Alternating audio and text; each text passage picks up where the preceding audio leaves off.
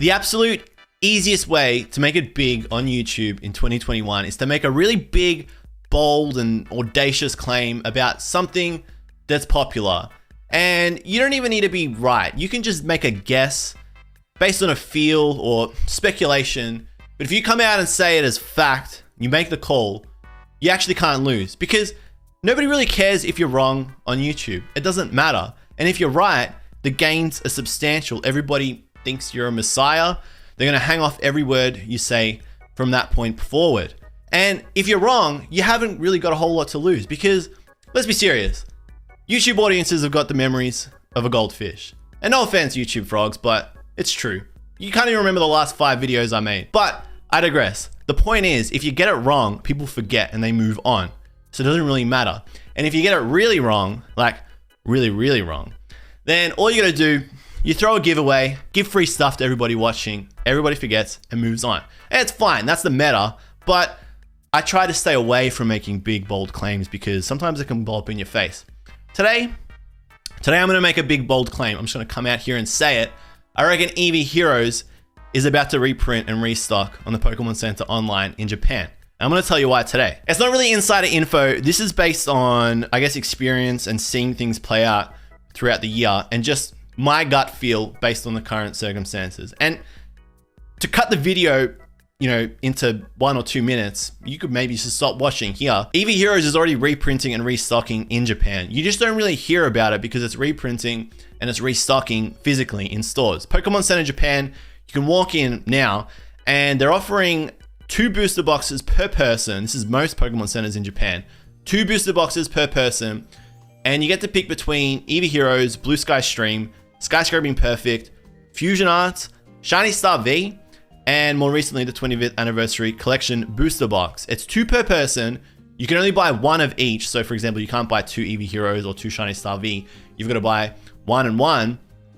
And it is on the condition that they take the shrink wrap off the booster box in front of you.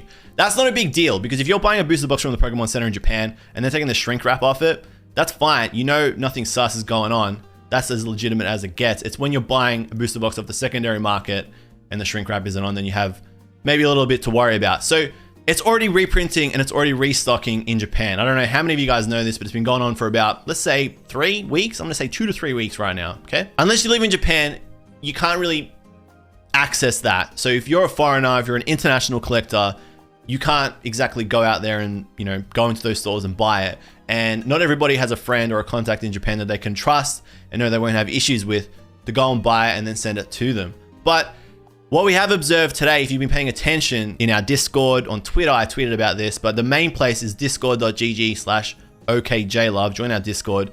You'll get a nice little heads up. If you were paying attention today, you would have seen that Shiny Star V restocked on the Pokemon Center Japan, along with Skyscraping Perfect.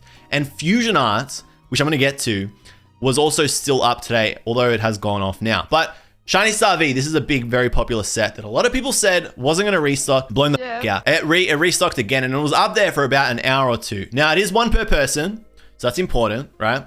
And it's 1 per person per week. So if it does stay in stock for a week or 2, right? Or let's say it restocks twice in 1 week, you can still only buy 1 per restock per week. 1 per person is critical here because it means it can't get botted. And the other thing that's happening is that it's dropping at random times during the day. So there's no sort of reading the tea leaves with this. There's a bit of an indication like it is going to drop during Japan's day. So if you're in America, that's your evening. If you're in Europe, you're probably asleep, rest in peace. And if you're Australian, that's, you know, time is basically aligned. So Aussies are loving it right now, but it's random. And if you miss it, you know, you've probably got like an hour or 2 window. And a lot of people today were able to get a box of it, which was cool. But because of the randomness, because of the ambiguity, people are actually allowed to, so I'm going to say allowed, people are actually able to get this set and have fun with it the way it was intended at retail. Well, the other one that a lot of people have been getting on and having a bit of fun with is Fusion Arts as well. Now, Fusion Arts, that came out recently, September, but that's been restocking intermittently over the last 2 weeks. So that's a fortnight. I can tell you, that's a fortnight. I can tell you personally, I bought 1 each week for the last fortnight. So I bought 2 boxes over the space of 2 weeks and it's pretty seamless. The first time it restocked, it was up for about 5 hours, right?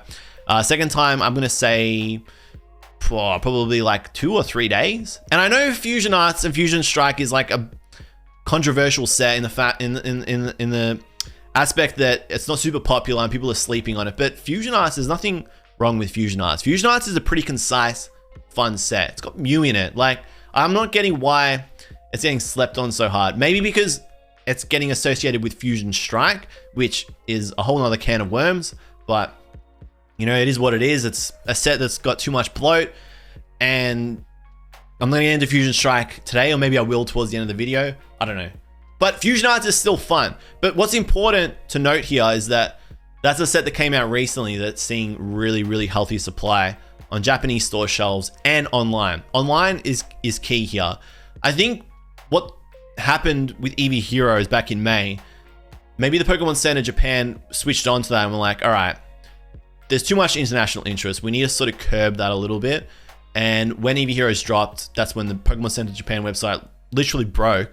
And we started to see lottery implemented for every release, not just special sets. We started to see that for booster boxes too. So I think since then, they've sort of, I'm going to say, phased how they distribute product in Japan. So like when a new set is announced, it's lottery only. But then some of that stock is maybe held back a little bit, and then reprints are allocated to be stocked online for purchase, not locked behind lottery. That's what we're seeing with Fusion Arts.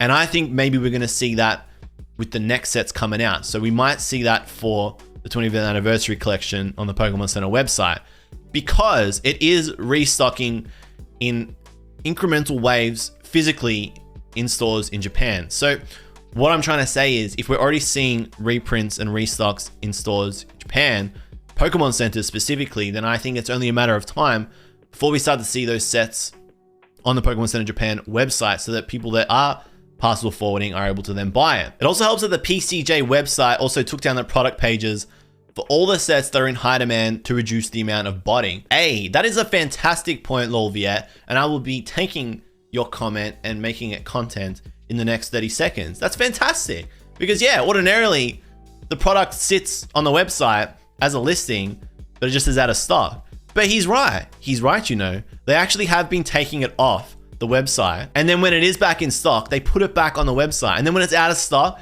they take it out again. That happened today with Fusion Arts. You are so right. Holy crap. Lolviet, why aren't you running this YouTube channel? Actually, Lolviet, you are running your own YouTube channel. You do have a Fusion Arts booster box opening. I did watch it and I really enjoyed it. Lolviet, love your work. Keep it up, buddy. Like and subscribe. Everybody go and throw him a comment. I'm going to put his YouTube channel is now going to be on the video. You're going to see it. Everyone go and like and comment and subscribe on that video. Thank you. Okay, one of the other things that is leading me to believe that Eevee Heroes reprinting and restocking on the Pokemon Center website is right around the corner is something that I've spoken about in multiple videos in the past. Whenever I have a Japanese Pokemon card price discussion video, I usually mention this, and I definitely mentioned it in the last one.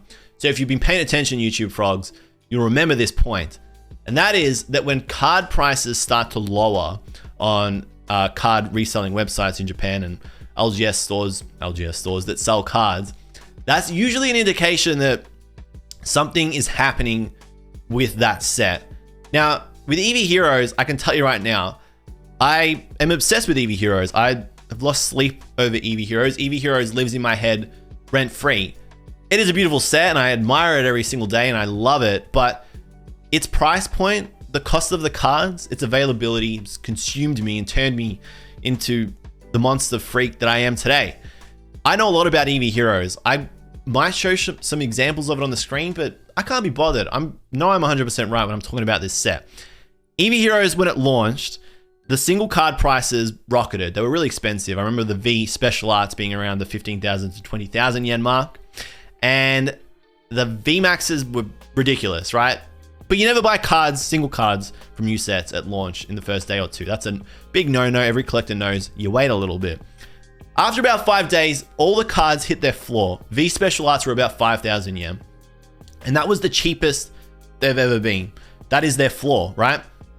And then it completely bounced and rebounded, and the cards skyrocketed after that. Most of the V Special Arts were around 9,000 to 12,000 yen. Obviously, Umbreon V and Sylveon V were the more expensive of those. And Umbreon VMAX, Sylveon VMAX, really, really expensive. I can tell you right now, Umbreon VMAX was about 70,000 yen for a very long period, 2 to 3 months. Sylveon VMAX, 50,000 yen. Leafeon and Glaceon, less popular, just as beautiful, if not more beautiful, but those were hovering around the 20,000, 30,000 yen mark. Now, Eevee Heroes has dropped in price, single prices have dropped in price over the last month or two. And I know this because I stalk the Umbreon VMAX special art price every single day. That went from 70,000 to most recently 40,000 yen. So I've seen it gradually drop over time without huge superfluous reprints and a massive amount of stock that, you know, everybody can go and take advantage of and buy. That to me says something is going on with Eevee Heroes. It's reprinting. Now, like I said at the start of this video, it's reprinting in Japan already physically at stores. So you can go and buy it without the shrink, but it's still happening. I bought Umbreon VMAX Special Art, by the way. It's already done and dusted. I moved on, I accepted my fate. 45,678 yen. Yeah, it's a meme number and it was a meme price, but had to jump on it.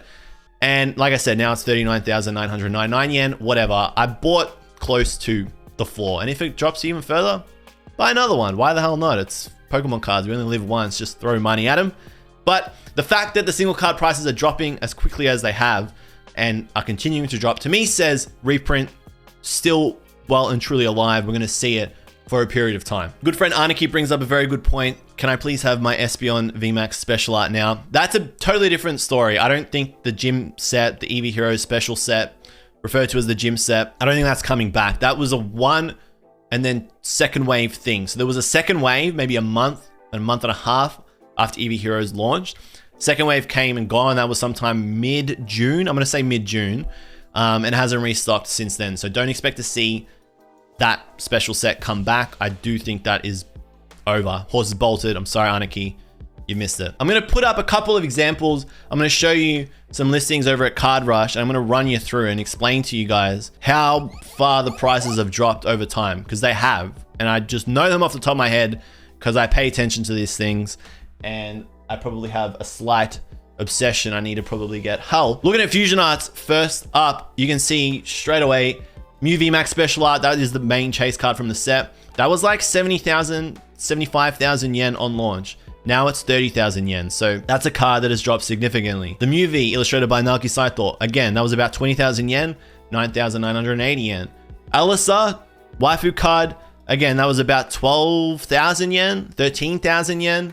Now it's 5,500 yen. So these are dropping across the board. The cards that like come out and like most people know aren't the super chase cards, like Genesect V Special Art. They hover around their floor early. Like I remember Green and V hit the 2,580 yen mark really, really quickly and probably won't drop any further than that. So that is what it is for those ones there. But when you look at the 4 main chase cards from this set, they dropped significantly from launch. Then we go and look at another really popular set. This is Blue Sky Stream and Sky Scraping Perfect. You can go and check the receipts in my previous Japanese Pokemon card price discussion videos where I talk about these, but you'll remember that Rayquaza VMAX was like 80,000 yen at one point. I distinctly remember seeing a picture of some Japanese collector on Twitter that was like flexing the fact that they bought 2 at 80,000 yen.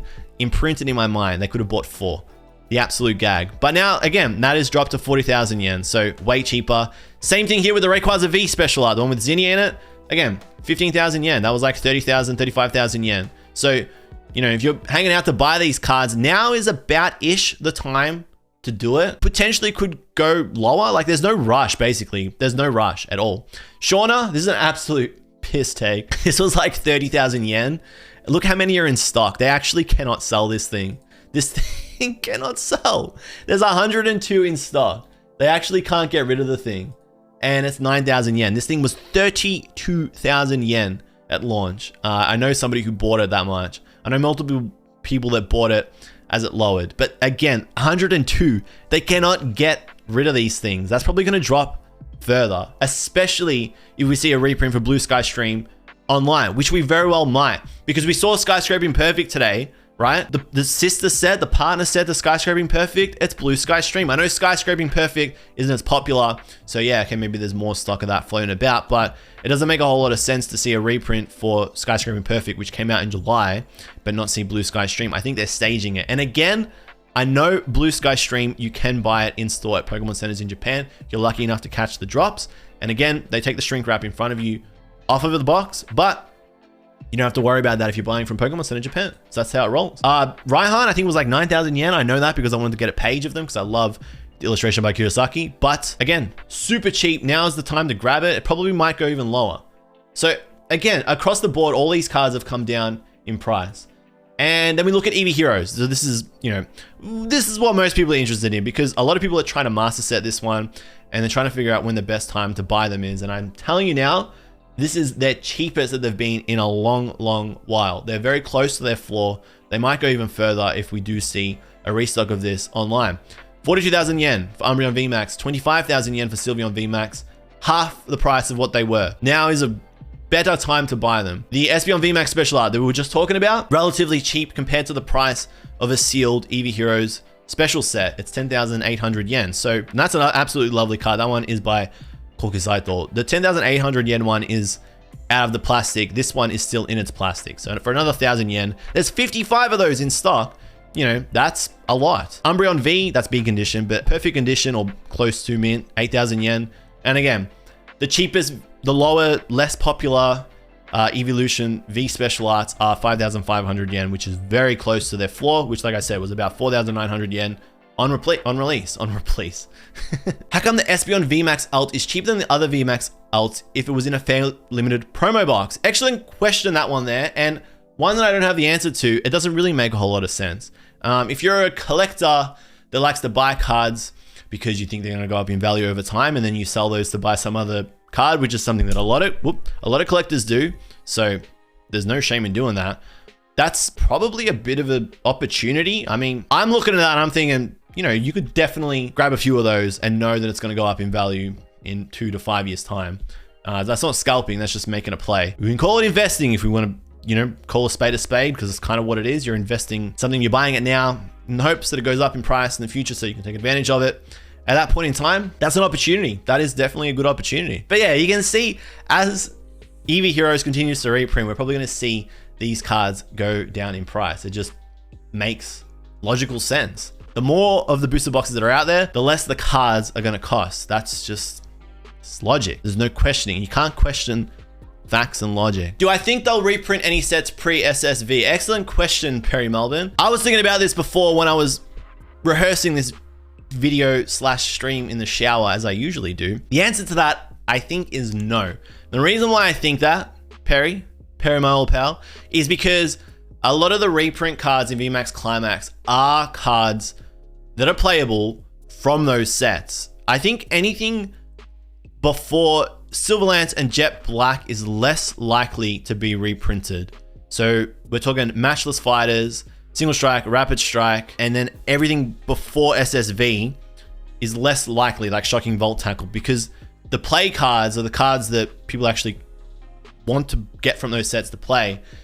They're getting reprinted in VMAX Climax. High class packs are always a reprint and then a celebration of like collectible cards that everyone likes, plus all the really super playable cards that are harder to get now. So they reprint them so that they're all in one little fun set. That's what high class packs are. I think Eevee Heroes onwards stands more of a chance of reprinting. Jet Black Silverlance is like borderline.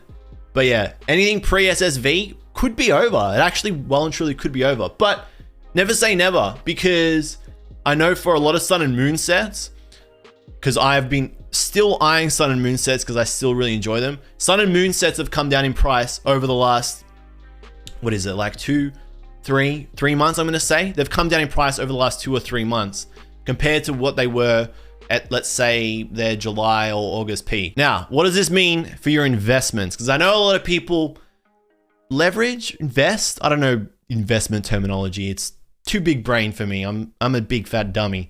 What does this mean for your investments? Well, if you invested this year in Japanese modern products, and you paid the premium, because there was a premium every single release.